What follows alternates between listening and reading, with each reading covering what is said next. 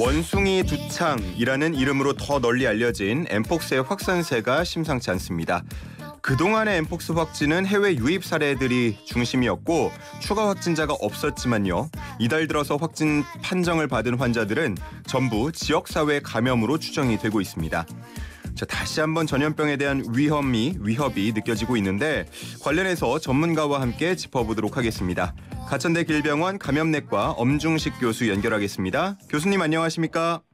네, 안녕하십니까? 예, 자 오늘은 이제 원숭이 두창으로 알려졌던 엠폭스에 대해서 좀 설명을 부탁드릴 텐데 어떤 질병인지 먼저 짚어주시겠습니까? 예, 그 엠폭스 바이러스가 발견된 거는 이제 1950년대 후반이고요. 이후에 1970년대 아프리카에서 이제 질병의 유행이 확인이 됐었고, 2003년에 이제 미국 감염 사례가 확인이 되면서 이제 널리 알려지게 됐는데, 2018년부터는 영국에서 지속적으로 이제 감염자가 발생을 하다가 작년 5월부터 한 16개국에서 한 250명이 한꺼번에 발생을 하게 된 그런 병입니다. 일종의 열병인데 예. 몸에 이렇게 발진, 특히 이제 수포 모양으로 생기는 발진을 특징으로 하는 병이고요. 과거에 이제 우리가 뭐 두창, 그러니까 천연두, 뭐 마마 이렇게 불렀던 열병하고 매우 흡사한 그런 임상 경과를 갖고 있다고 알려져 있습니다. 예. 증상들을 보니까 말씀해 주신 수포 이외에도 발열이나 두통, 근육통, 오한, 피로감 이런 것들이 있던데 사실 발열, 두통, 근육통, 오한, 피로감 이런 것들은 이런 증상이 나타난다고 해도 이게 엠폭스인지 감기인지 구분하기가 좀 어렵잖아요. 수포가 무조건 따라오는 건가요?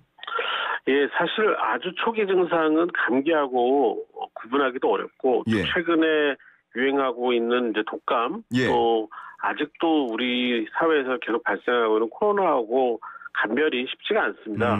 그런데 이런 그 감기 증상이 있은 다음에 예. 보통 하루, 길게는 한 3, 4일이 지난 다음에 이제 몸에 발진이 생기게 되죠. 이게 예. 발진은 이제 주로 머리부터 시작해갖고 팔다리 쪽으로 이렇게 진행되는 그런 상황으로 생기고요. 머리라고 하면은 두피 쪽입니까? 얼굴 쪽인가요? 네네. 얼굴, 두피 다 해당이 됩니다. 다 해당되고요. 네, 그래서 이게 이제 뭐 심하면 이제 항문 쪽 또는 생식기 쪽에도 이렇게 발진이 생기는 그런 경향을 보일 수가 있습니다. 그렇군요. 잠복기가 길다고 들은 것 같은데 어느 정도 됩니까? 최대한 3주 정도를 보고 있기 때문에 아하. 그래서 이제 어디서 노출됐는지를 알기가 좀 어려운 경향이 있습니다. 그렇군요. 그 치명률도 궁금한데요. 코로나19와 비교했을 때 더 높은가요? 아니면 낮은가요? 이제 그 보통 1% 이하라고 얘기를 하고 있는데 예. 사실 그 사망자가 주로 발생하는 곳이 아프리카 지역에 의료가 낙후되어 있고 또 이제 어린이나 어떤 그 면역 저하 질환이 있는 사람들에서 사망자가 생기고 있고 예. 최근에 유행 상황에서처럼 선진국에서 유행하는 경우에는 사망자가 거의 나오지는 않고 있습니다. 그 치명률은 낮다고 하더라도 말씀해주신 수포가 한번 발생하고 나면은 피부나 이런 곳에 좀 흔적이 남지 않습니까? 예, 이 수포가 생긴 다음에 이제 진행하는 과정에서 딱지가 생기게 되는데 예. 이 딱지를 어떻게 이제 강제적으로 떼내거나 이렇게 되면은 이렇게 이 푹 파인 것처럼 이 곰보 자국이라고 그러죠. 그런 자국이 생길 수가 있는 후유증이 남을 수가 있습니다. 그렇군요. 아마 확진된 분들은 그런 부분을 많이 더 걱정하지 않을까 싶기도 한데 이전까지는 해외 유입 사례가 대부분이었는데 지금 현재 5명 정도가 해외여행 이력이 없는 지역사회 감염자로 추정이 되고 있습니다. 왜 이렇게 갑자기 지역사회 감염이 늘어나는 걸까요? 엠폭스뿐만이 아니라 이제 해외에서 유행하고 있는 감염병의 국내 유입을 감시를 하고 있지만 사실 잠복기 상태에서 환자를 걸러낼 방법은 마땅치가 않습니다. 그런데 그렇기 때문에 이제 추정컨대 예. 잠복기 상태에서 국내에 들어온 엠폭스 환자가 있었고 이 환자 접촉한 사람을 통해서 N차 전파가 계속 일어나고 있는 게 아닌가 그렇게 생각을 하고 있습니다. 어쨌든 지금 연결고리가 중간에 끊겼기 때문에 지역사회 감염으로 추정을 하고 있는 건데 말씀하신 걸 들어보면 어디선가는 연결고리가 있었을 것이다라는 말씀이신 거잖아요. 네, 그렇습니다. 그러면 지금 다 파악되지 않은 지역사회 감염이 더 늘어날 수 있다고도 볼 수 있겠네요. 네, 사실 단기간에 그 많은 환자가 생기는 코로나19 같은 그런 상황을 예상하기는 어렵고 상당히 그 제한적인 지역사회 전파로 이어질 가능성이 높다고 보는데 예. 지금 뭐 6번째부터 10번째 확진자가 진단되는 과정 그리고 그분들이 어디서 노출됐는지 또 누구에게 노출시켰는지를 아는 과정이 사실 역학조사가 굉장히 어렵게 진행이 되고 있습니다. 그렇기 때문에 어디선가는 이미 감염이 돼서 또 다른 전파를 일으키는 사람이 있을 수 있다. 그렇기 때문에 지금 보이는 환자보다는 뭐 최소한 두세 배 이상의 환자가 존재할 것이다. 이렇게 추정을 하고 있습니다. 예. 그 보도들 보면은 비말 통해서도 전염 감염이 이루어질 수 있다고 하던데 만약에 그러면은 생각보다 더 큰 우려가 나와야 할 것 같거든요. 근데 말씀해 주신 걸 들으면은 비말 같은 것들로 전파되는 영향은 좀 적은가 보죠?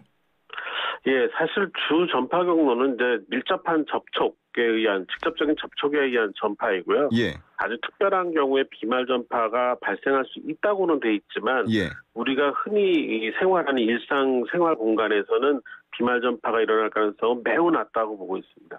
밀접한 접촉이라고 말씀을 해주셨는데 뭐 성관계 얘기가 많이 이 엠폭스를 두고 나오지 않습니까? 그 정도 그런 걸 이야기하는 건가요? 예, 최근 국내 감염 사례를 보거나 다른 나라 사례들도 보면 사실상 이게 성접촉을 통한 성맥의 감염으로 이제 보여집니다. 그러니까 그 정도 강도의 접촉이 일어나야지만 감염이 된다고 봐야 되겠고, 예. 통상적으로 우리가 일상생활에서 이렇게 접촉을 하는 정도의 강도로는 감염될 가능성이 거의 없다고 생각을 하고 있습니다. 그렇군요. 그리고 또 일각에서는 그런 얘기들이 나와요. 그 수포에서 흘러나오는 진물이라고 할까요? 그런 것들을 통해서 침구나 수건 이런 데 묻어 있다가 감염될 수 있다. 이거는 맞는 얘기인가요? 뭐 이론적으로는 불가능하진 않습니다. 그렇지만 실제 가능성은 거의 없거나 매우 낮다고 보는데 예. 이제 그러니까 엠폭스 환자의 그 수포에서 이 수포가 터지면서 진물이 나와서 예. 이 오염된 침구나 수건에 장시간 이렇게 접촉을 하고 있는 수준이 아니라면 예. 걱정하실 정도는 아닌 것 같습니다. 그 부분에 대해서도 크게 걱정할 정도는 아니다라고 말씀을 해주셨습니다. 코로나19 같은 경우에도 보면 뭐 아이들 혹은 노인 이렇게 면역력이 약한 사람들에게 더 위험했잖아요. 엠폭스도 특별히 더 조심해야 하는 사람들이 있습니까? 일단 그 말씀하신 것처럼 아프리카 지역에서는 이제 어린이라든지 노인 또는 다른 면역 질환을 가진 분들 같은 경우는 사망률이 한 3%까지 올라가는 사례를 보인 적이 있습니다. 그렇기 때문에 이런 분들이 감염이 됐을 때는 좀 위험하긴 하지만 예. 최근에 이제 작년부터 이제 그 유럽에서 시작된 유행 그리고 최근에 이제 동북아시아에서 이렇게 감염되는 상황을 보면 이런 이 사망률이 높은 고위험군에 대한 감염은 거의 일어나지 않고 있고요. 예. 지금은 사실상 주로 남성 동성애 중심으로 전파가 되는 것이 사실이고 또 이제 그런 경우에는 이렇게 정해진 그런 그 경계를 가지고 전파가 되고 있기 때문에 이렇게 막 사망이라든지 아니면 중증 감염으로 진행하는 환자가 다수 나올 가능성은 높지 않다고 보고 있습니다. 그런데 지난 2월에 보면 위기경보 수준을 주의에서 관심으로 하향했다가 최근에 다시 주의 단계로 올렸단 말이죠. 방역당국에서는 꽤 심각하게 보고 있는 것 같은데 더 확산될 가능성, 우리 사회를 좀 위협할 가능성은 있다고 보시는지요? 아직까지의 평가는 지역사회에서 제한된 전파가 생길 거다라는 게 대부분 전문가가 동의하는 상황이고요. 그렇다 보니까 뭐 이웃 일본의 사례만 보더라도 뭐 이렇게 며칠 간격으로 단단히 숫자의 환자들이 꾸준히 이제 이어지면서 발생할 가능성이 있지만 예. 뭐 아주 뭐 단기간에 뭐 일주일에 뭐 수백 명, 수천 명 이렇게 발생하는 그런 대규모 유행으로 진행할 가능성은 매우 낮다고 보고 있습니다. 지금 이 엠폭스 확산에 대한 얘기가 뉴스를 통해서 하나둘씩 나오니까 제가 인터넷을 통해서 보니까 그 소상공인분들, 자영업자분들 또다시 감염병 오는 거 아닌가 하고 걱정을 많이 하고 계시더라고요. 그 정도까지는 아니라는 말씀이신 거죠? 네, 뭐 지금 저희가 코로나19 때처럼 뭐 영업 시간을 제한한다든지 뭐 그 영업 한 번에 들어갈 수 있는 사람 인원수를 제한한다 이런 상황이 연결될 것 같지는 않습니다. 알겠습니다. 엠폭스에 대한 예방 백신 또 치료제는 있습니까? 기존에 우리가 이제 두창이라고 해서 과거에 그 유행했던 열병에 대한 백신을 상당히 많이 우리나라가 비축을 하고 있는데요. 예. 이 두창 백신을 접종하게 되면 한 85% 정도 예방 효과가 있다고 되어 있고, 예. 또 최근에 이제 새로 개발된 진데오스라는 이름의 이제 3세대 백신 같은 경우에도 한 번 접종으로 한 80% 정도까지는 예방 효과가 있다고 알려져 있습니다. 그런데 지금 말씀해주신 그런 수준으로 들으면 뭐 전 국민이 예방 백신을 맞거나 이럴 것 같지는 않은데, 그러면 백신보다도 치료제가 더 중요할 것 같은데 치료제는 있습니까? 예, 테코비리맛이라는 그 일종의 특효약 같은 항바이러스제를 정부가 상당수를 지금 비축을 한 상황이고, 예. 앞으로도 유행 상황에 따라서 추가적으로 더 비축할 것으로 알려져 있습니다. 그리고 그 외에도 한 2가지 종류의 항바이러스제가 있기 때문에, 치료제가 있기 때문에 예.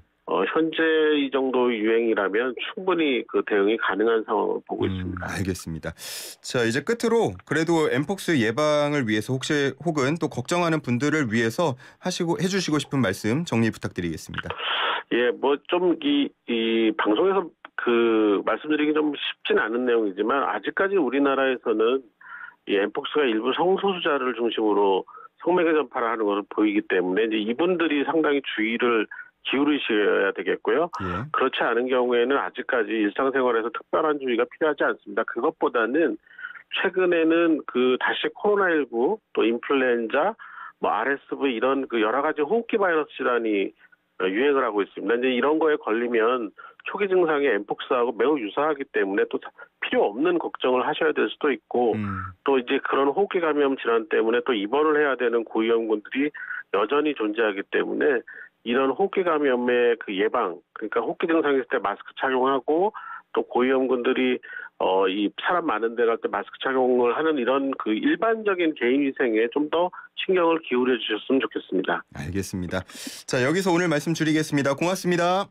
감사합니다. 엄중식 가천대 길병원 감염내과 교수와 함께했습니다.